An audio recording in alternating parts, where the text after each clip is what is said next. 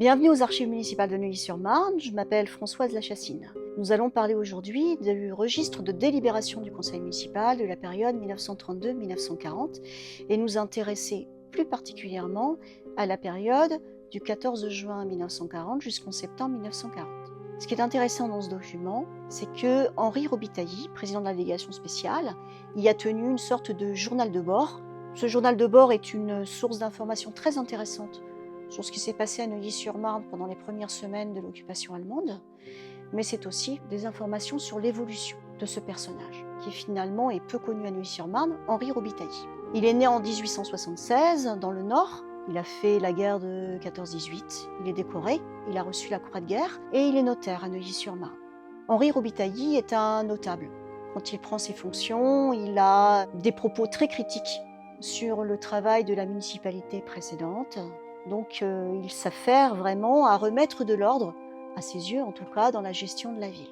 Le 14 juin 1940, les Allemands entrent dans Paris et arrivent à Neuilly-sur-Marne. 14 juin 1940, c'est aussi le premier jour du journal de bord. Le 14 juin, Henri Robitaille constate que la ville s'est vidée.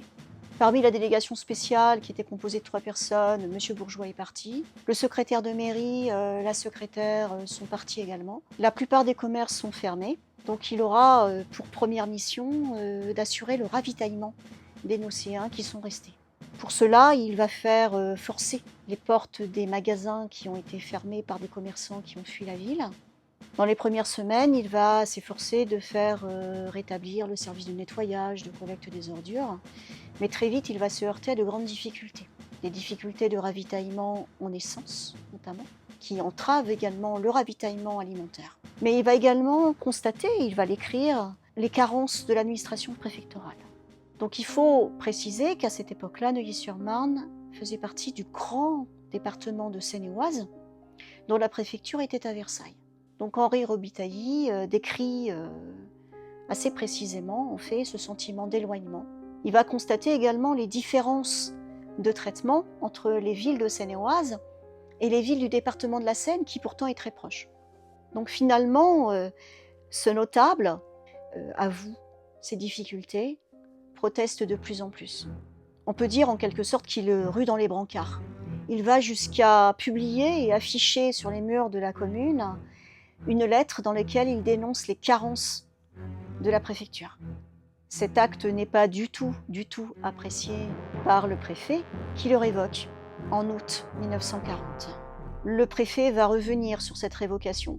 En tout cas, Henri Robitaille est blessé, considère que sa réputation a été entachée. Il va quitter ses fonctions à la fin du mois de septembre. Apparemment, il s'installe au Maroc dès 1941, où il va devenir un grand propriétaire terrien, près de Casablanca. Il va décéder d'ailleurs à Casablanca. Ce registre est un document passionnant et une source d'informations extraordinaire. Nous n'avons fait qu'effleurer le sujet aujourd'hui.